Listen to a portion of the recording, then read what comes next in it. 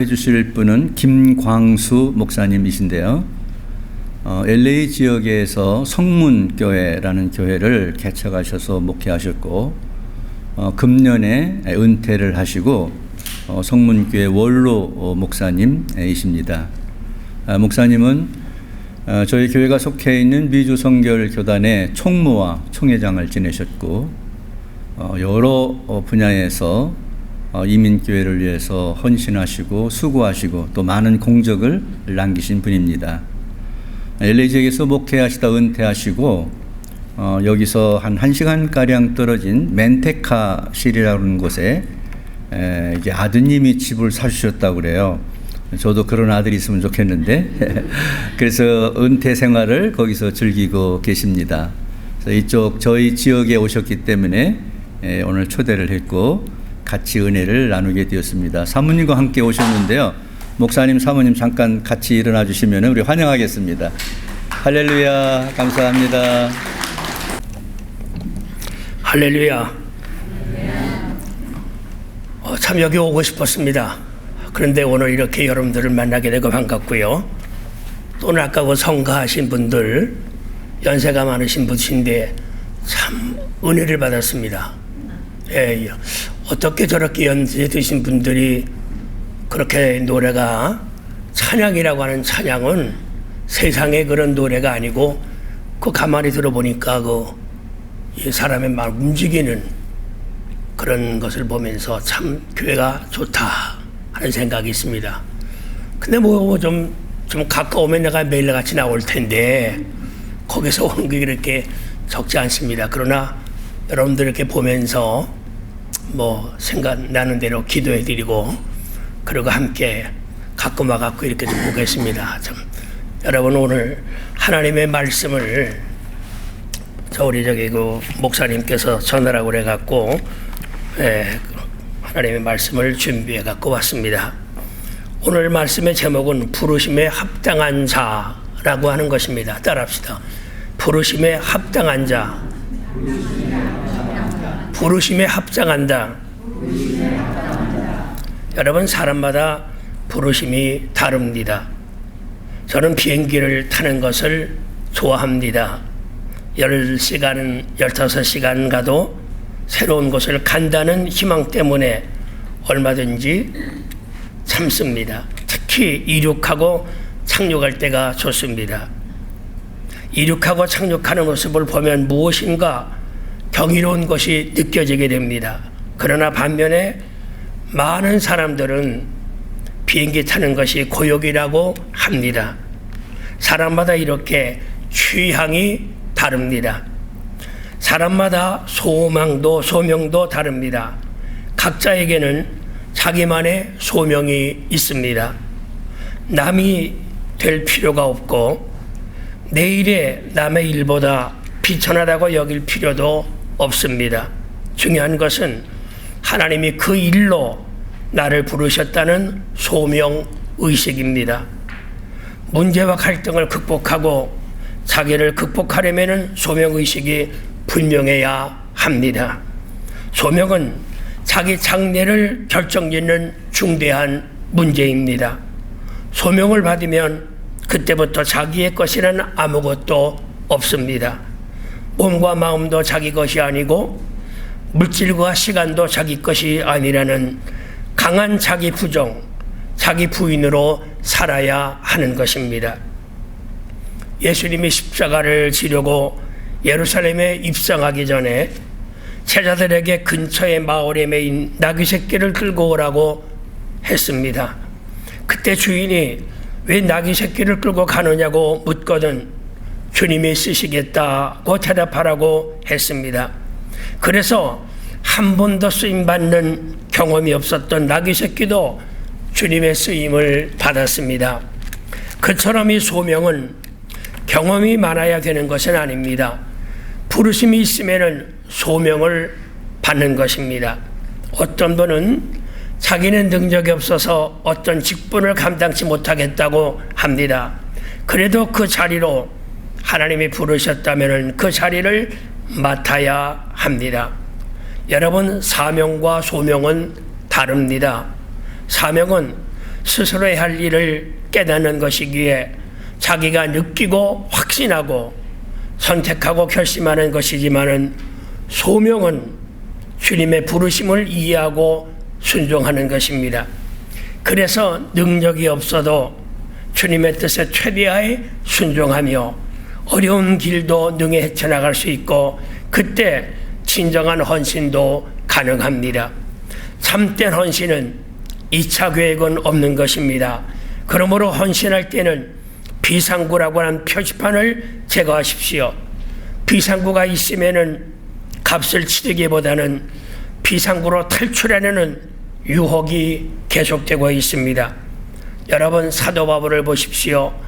그의 헌신은 생명을 초월한 것이었고 자기 계획이 무산할 정도로 기릴 만한 2차 계획도 없었습니다.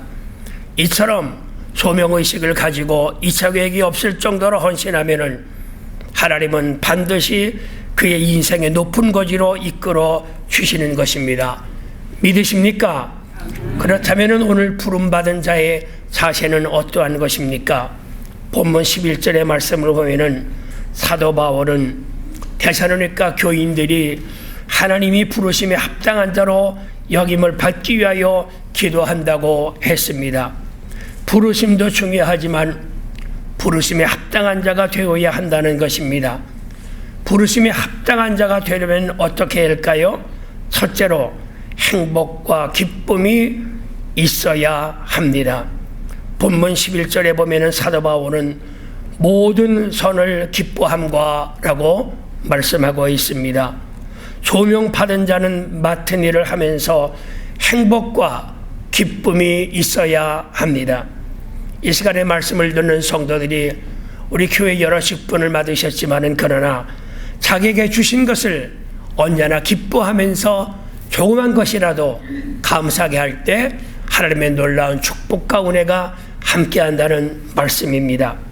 어떤 엄마는 자녀를 좋은 대학에 보내려고 매일 인상 쓰고 너 죽고 나 죽자 하고 하며 자녀와 씨름합니다. 좋은 대학을 보내고 싶은 마음은 이해합니다. 다인종 속에서 한국인이 살아남아 1대2의 비율로 일본인을 상대하고 1대20의 비율로 중국인을 상대하는 길은 실력밖에 없음을 알기에 그렇게 대학에 집착하는 것입니다. 그래도 자네들이 현재 행복이 말살될 정도까지 대학에 집착하면 안 되는 것입니다. 대학 공부보다 행복 공부가 앞서야 합니다. 대학을 나왔는데 자기 앞가림도 못하고 조화를 이루어 살지 못하여 가정에 불행하고 인간관계를 못하여 갈등과 상처의 스트레스로 늘 위장병을 달고 살면은 무슨 소용이 있겠습니까? 공부의 목적은 결국 기쁨과 행복을 얻기 위해서입니다. 왜 말씀을 공부합니까? 역시 말씀 안에서 기쁨과 행복을 얻기 위해서입니다. 여러분이 하나님의 말씀을 들을 때 그것에서 하나님의 말씀 속에서 기쁨과 행복을 얻으시기를 바랍니다. 어떤 분은 부흥회를 갔다 와서 신실함이 깊어지기보다는 자기 담임 목사가 시시해 보이는 부작용이 생깁니다. 얼마나 불행한 일입니까? 부흥사가 사랑하는 최고의 개그 만담과 수십 년째 써먹은 감동적인 몇 편의 예만 단편적으로 듣고 감격해서 자기 목사 못난이 취급하는 분별 없는 사람은 사실 부흥에 안 가는 것이 좋습니다. 이런 모습은 인생 전체와 교회 생활 전체로 보면은 큰 손실이기 때문입니다. 어떤 성가대 지휘자는 성가대원들의 노래를 못한다고 무섭게 화를 냅니다.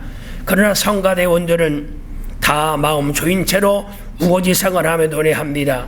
그러면 그 성가를 통하여 하나님의 영광을 받으시겠습니까? 불행한 얼굴로 잘하는 것보다 차라리 행복한 얼굴로 못하는 것이 낫습니다. 반면에 어떤 사람은 예배당 걸리지를 하거나 설거지를 하면서도 기쁘게 노래하며 합니다. 그러면 본인도 행복하지만 보는 사람도 행복하고 하나님도 영광을 받으시는 겁니다. 하나님의 일을 할 때 기쁘고 행복하게 하십시오. 그래서 언제나 일보다 은혜가 먼저 일어나게 되는 것입니다. 여러분, 제가 군대에 있을 때 일을 잠깐 말씀을 드리겠습니다. 군대 하사관학교에 들어가서 훈련을 받을 때요. 그때 이제 그 군대에는 지시하는 그런 사람이 있거든요. 그 하사관이라고 그래갖고. 그런데 이제 그때 제가 주일날 이제 사람들 교회 다니는 사람들을 데리고 교회 가서 예배를 드리고 왔거든요. 왔는데 그 사람이 이제 가기 전에 일증사선이라고 그래갖고 그 주일날 하는 사람인데, 그래서 이제 내가 이제 가려고 그러는데 그건 마음대로거든요. 뭐 주일날 교회 가는 거는. 그래서 내가 이제 그 사람들을 데리고 가지 말라고 그래갖고, 이상하다, 이 사람 별 사람인데 그래갖고 갔다 왔거든요. 그랬더니 나를 부르더니 말이죠. 너 이 새끼 왜 교회 가지 말했더니 갔어? 잘했어 못했어? 그러더라고요. 아니 교회 간 걸 내가 뭘 어떻게 못했다고 그래요. 가만히 있었어요. 그랬더니 말이죠. 이 사람이 막 지금은 그러지 않았지만은 막 때리는 거예요. 막 여기 오른손 왼손으로 막 때리는데, 근데 그 사람이 말이죠. 이 왼손으로다가 탁 때린 게 여기를 맞은 거예요. 제가.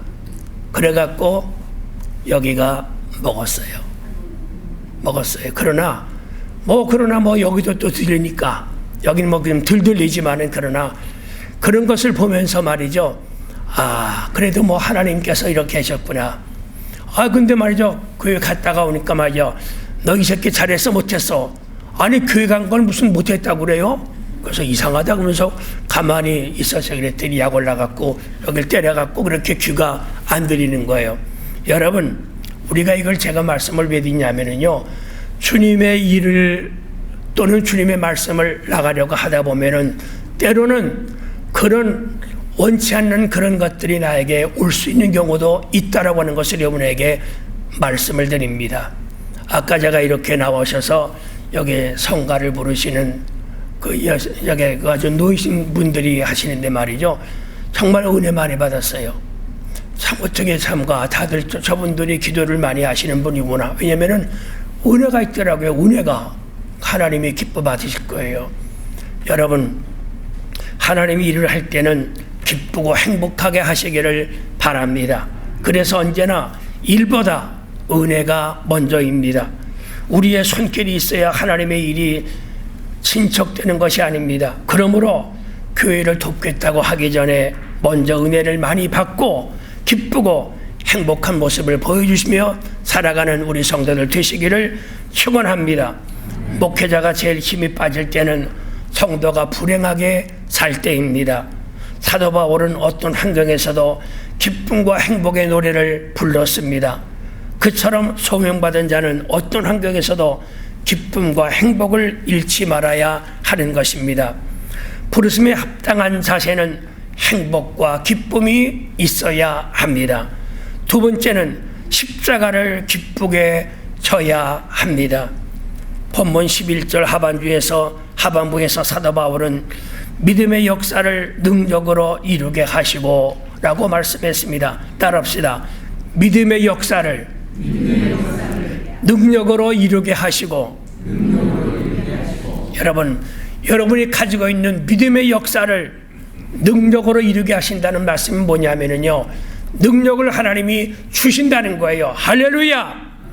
믿음의 역사와 능력이 언제 나타납니까, 여러분? 하나님의 뜻을 따라 좁은 길을 선택할 줄 알고 과감히 십자가를 지려고 할 때 거기에 나타나게 되는 것입니다. 예수님의 최대의 일은 십자가에서 죽고 사는 일이었습니다. 그처럼 성도의 최대의 일도 전도, 선교, 봉사 이전에 십자가에서 죽는 일입니다. 자기를 십자가에 못 박지 않고 자기 힘으로 일하는 것, 자기 일을 하는 것이지 하나님의 일을 하는 것이 아닙니다. 자기 힘으로 자기를 하면은 낙심도 잘하게 됩니다.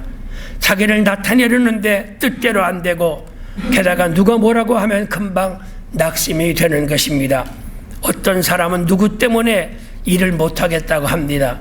그 말은 그가 사람을 의식하면서 하나님을 했다는 말입니다. 이래서 이제 사람 때문에 일하지 말고 하나님의 은혜에 감사해서 온전히 십자가를 지는 우리 성도들 되시기를 바랍니다. 사람 때문에 일하지 말고 하나님의 은혜에 감사해서 온전히 십자가를 지고 나가는 귀한 성도들 되시기를 바랍니다. 어떻게 기쁘게 십자가를 질 수 있습니까, 여러분? 성령님이 그 마음을 주장하셔야 되는 것입니다. 예수님이 부활하셨을 때 제자들이 다 주님을 목격했습니다. 나중에는 도마도 했습니다. 그래도 그들은 소명을 버리고 갈릴리 바다로 고기 잡으러 갔습니다. 부활하신 예수님을 보는 지상 최대의 기적의 체험이고 그들은 변화되지 않았습니다. 그런데 예수님을 깊이 만나고 자신을 드리는 성령 체험을 하면서 그들은 위대한 전도자로 변했습니다. 예수님이 십자가를 질 때 베드로가 3번 부인할 것을 말씀하자 베드로는 남이 다 배반해도 저는 결코 주님을 부인하지 않겠다고 장담했습니다. 그러나 결국 베드로는 어떻게 됐습니까?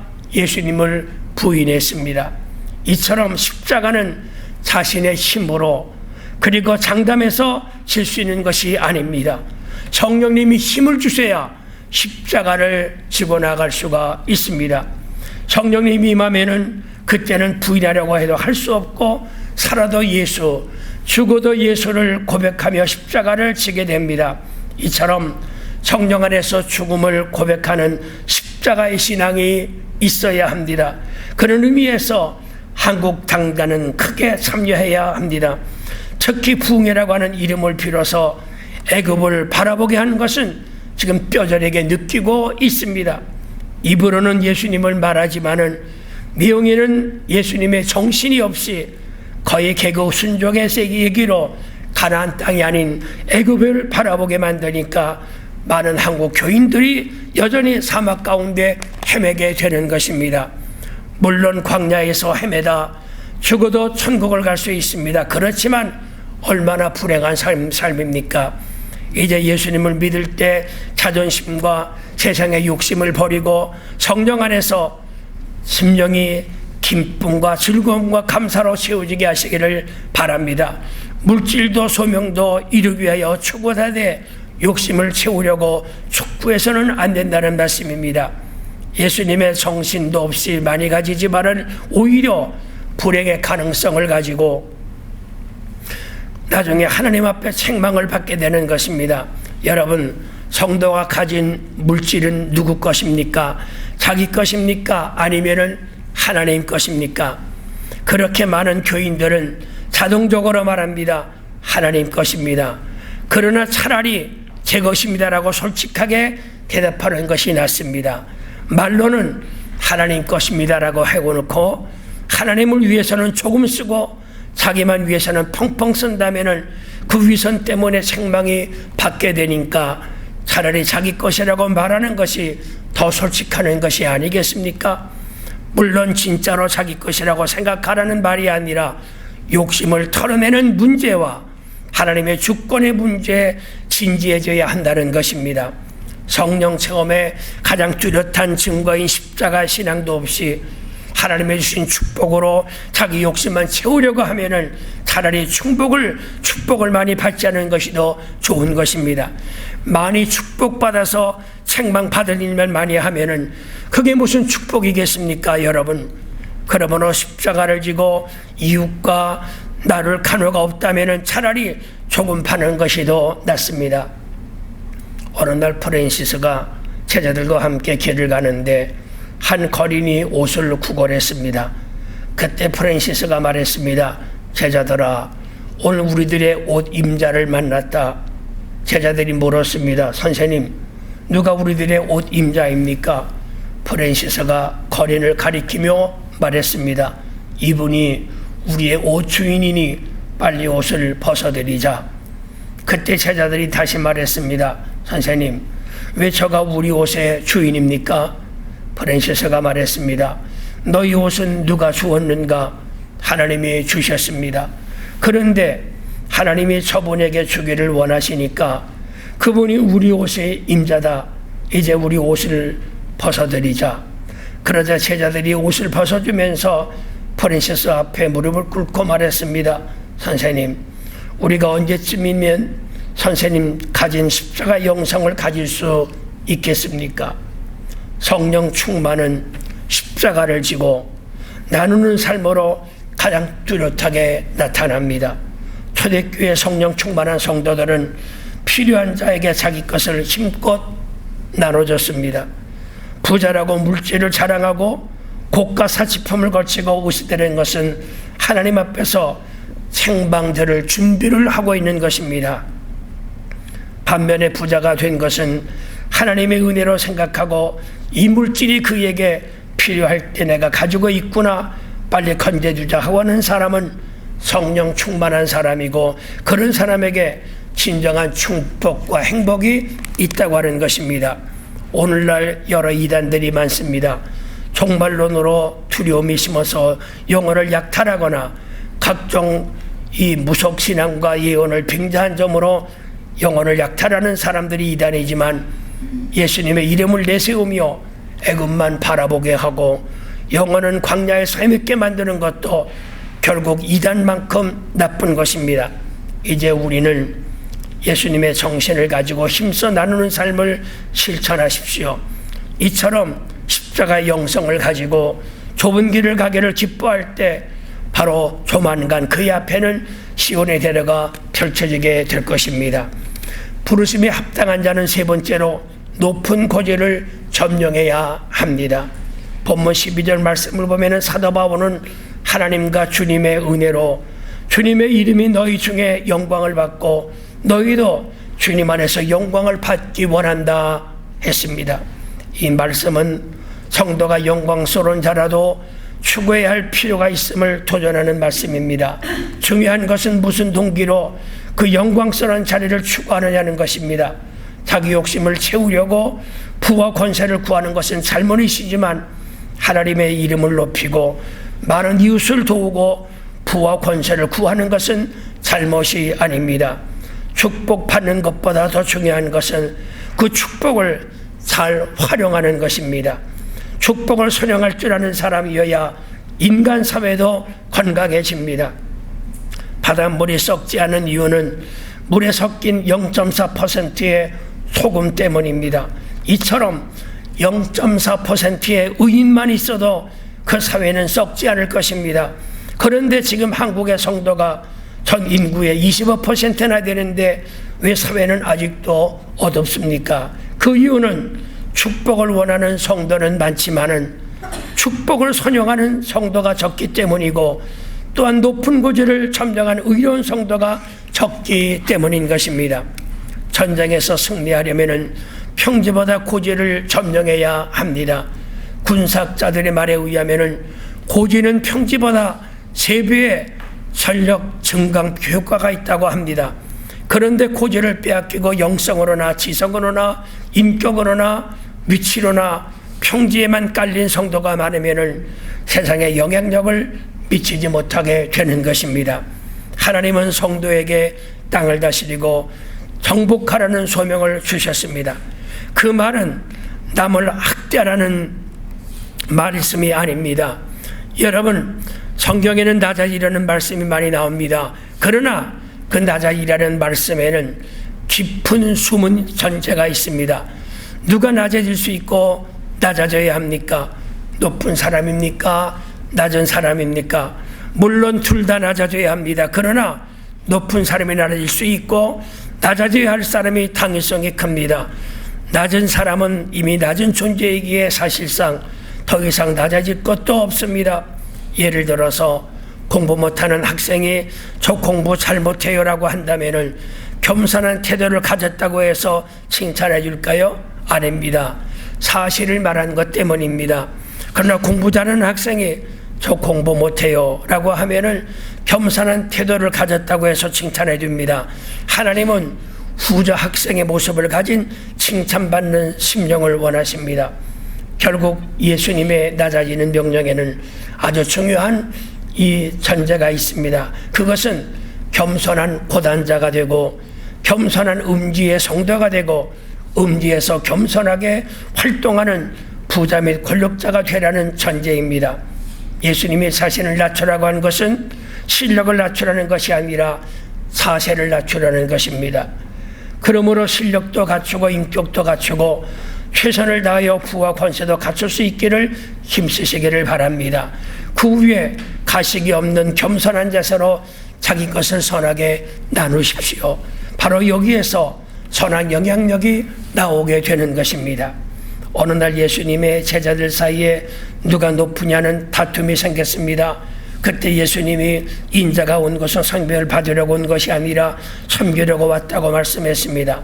그 말씀을 많은 사람들이 이렇게 오해합니다. 높은 자리를 추구하는 것은 세상 욕심이니까 버리라고 하시는구나.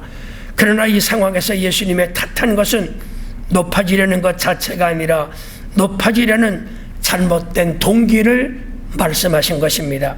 즉 그들이 섬기려는 목적이 아닌 섬김을 받으려는 목적으로 높아지려고 하는 것을 탓한 것입니다. 요한복음 13장에서도 예수님은 제자들의 발을 씻겨주신 후에 이렇게 말씀했습니다. 내가 주와 성령이 되어 너희 발을 씻겼으니 너희도 서로 발을 씻겨주라. 내가 주와 선생이 되어 너희 발을 씻겼으니 너희도 서로 발을 씻겨주라고 말씀했습니다. 이 말씀에서 많은 사람들은 발을 씻겨주라는 명령에만 관심을 기울였지만은 사실 그 말씀에서 더욱 중요한 초점은 예수님이 너의 상태에서 발을 씻겨주러 명령한 것이 아니라 주와 선생이 되어 발을 씻겨주라고 명령했다는 것입니다. 예수님은 낮은 존재가 낮아져서 섬기는 것보다 높은 존재가 낮아져서 섬기는 것을 더 기뻐합니다. 하나님은 성도가 노예가 된 비참한 모습으로 허리 숙여 누군가를 섬기는 것을 원치 않습니다. 오히려 선생과 주인이 된 상태에서 허리를 숙여 누군가를 섬기는 것을 원합니다. 그처럼 높은 존재가 되어 섬기는 꿈을 가지고 각계의 높은 고지를 점령하려고 하시기를 바랍니다. 성령을 체험하고 나눌 줄 아는 사람이 높은 고지를 차지하면 얼마나 세상이 밝아지겠습니까, 여러분? 만약 스데반 같은 사람이 빌 게이츠 자리에 있고 바울 같은 사람이 대통령의 자리에 있다면 미국이 얼마나 복된 나라가 되겠습니까? 목회자만 성직자가 아니라 모든 성도는 다 성직자입니다. 사업가는 사업이 성직 줄 알고 최선을 다하고 학생은 이 공부가 성적인 줄 알고 최선을 다하고 연로하신 분은 지도가 성적인 줄 알고 최선을 다하고 이처럼 각 분야에서 최선을 다하여 고지를 점령하시기 바랍니다. 또한 선한 동기를 가지고 권력과 이 인맥과 물질도 추구하십시오. 이것들을 세속적인 것이라고 외면하면 세상 사람들이 다 차지합니다. 그래서 의인들이 밑바닥을 한참 기고 있고 불의한 사람들이 윗자리를 다 차지하면 그 사회가 무슨 희망이 있겠습니까, 여러분? 행함은 믿음의 열매입니다. 그래서 마태복음 7장 20절에 예수님이 이렇게 말씀했습니다. 그의 열매로 그들을 알리라. 그 사람이 가짜냐 진짜냐는 것은 행위로 안다는 것입니다.